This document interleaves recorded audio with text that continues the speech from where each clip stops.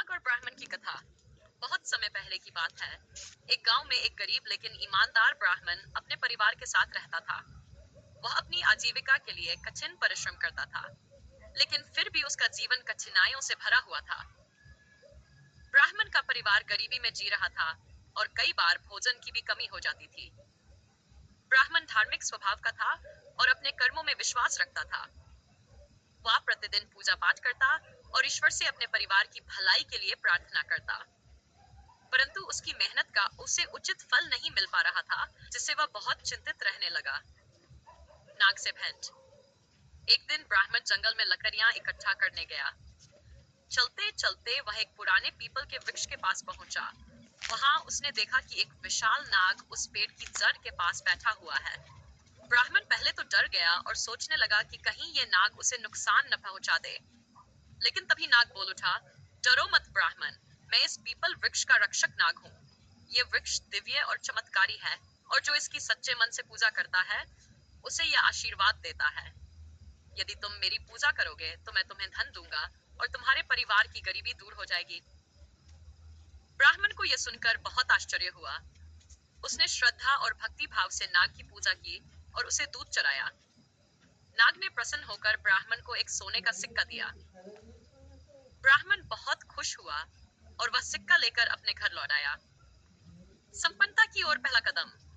घर पहुंचकर ब्राह्मण ने अपनी पत्नी को सारी बात बताई। उसकी पत्नी को पहले विश्वास नहीं हुआ, लेकिन जब उसने सोने का सिक्का देखा तो उसकी आंखों में खुशी चमक उठी। अब ब्राह्मण ने निश्चय किया वह प्रतिदिन की पूजा करेगा। अगले दिन ब्राह्मण फिर से जंगल गया और नाग को दूध अर्पित किया। नाग ने फिर से एक सोने का सिक्का दिया। यह क्रम कई दिनों तक चलता रहा।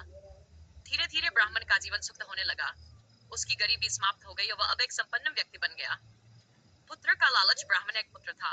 वह स्वभाव से अधीर और लालची था। उसने अपने पिता को रोजाना जंगल जाते और सोने के सिक्के लाते देखा। वह सोचने लगा कि अगर नाग के पास इतना सोना है तो क्यों न उसे मारकर सारा धन एक साथ ले लिया जाए। एक दिन जब ब्राह्मण गांव के किसी काम से बाहर गया हुआ था, तो उसका पुत्र अकेले ही जंगल पहुंच गया।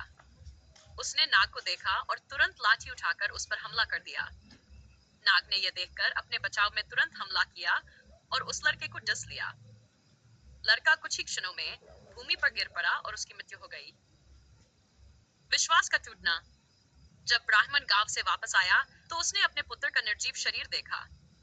उसे समझते देर लगी कि उसके पुत्र ने लालच में आकर कोई बड़ी भूल कर दी है। वह तुरंत नाग के पास गया और क्षमा मांगने लगा।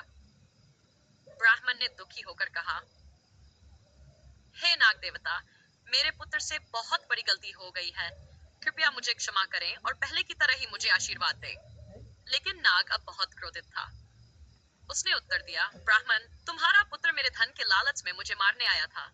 उसने मुझ पर हमला किया, इसलिए मैंने अपनी रक्षा में उसे डस लिया। लेकिन अब मैं तुम पर भी विश्वास नहीं कर सकता। ब्राह्मण ने बहुत प्रार्थना की, परंतु नाग से मस नहीं हुआ। उसने कहा, विश्वास एक बार टूट जाए तो दोबारा नहीं जुड़ता। मैं अब तुम्हें और धन नहीं दूंगा। ये कहकर नाग वहां से हमेशा के लिए चला गया। कहानी से शिक्षा।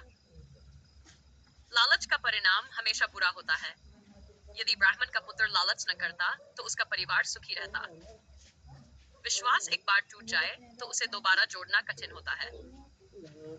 नाग और ब्राह्मण का संबंध विश्वास पर टिका था, लेकिन पुत्र की गलती से वह समाप्त हो गया। धैर्य और संतोष सबसे बड़ा धन है। ब्राह्मण संतोषी था, इसलिए वह धीरे धीरे सुखी जीवन की ओर बढ़ रहा था, लेकिन उसके पुत्र की अधीरता ने सब कुछ नष्ट कर दिया। निष्कर्ष। इस कथा से हमें यह समझ में आता है कि हमें कभी भी लालच नहीं करना चाहिए और दूसरों के प्रति विश्वास और ईमानदारी बनाए रखना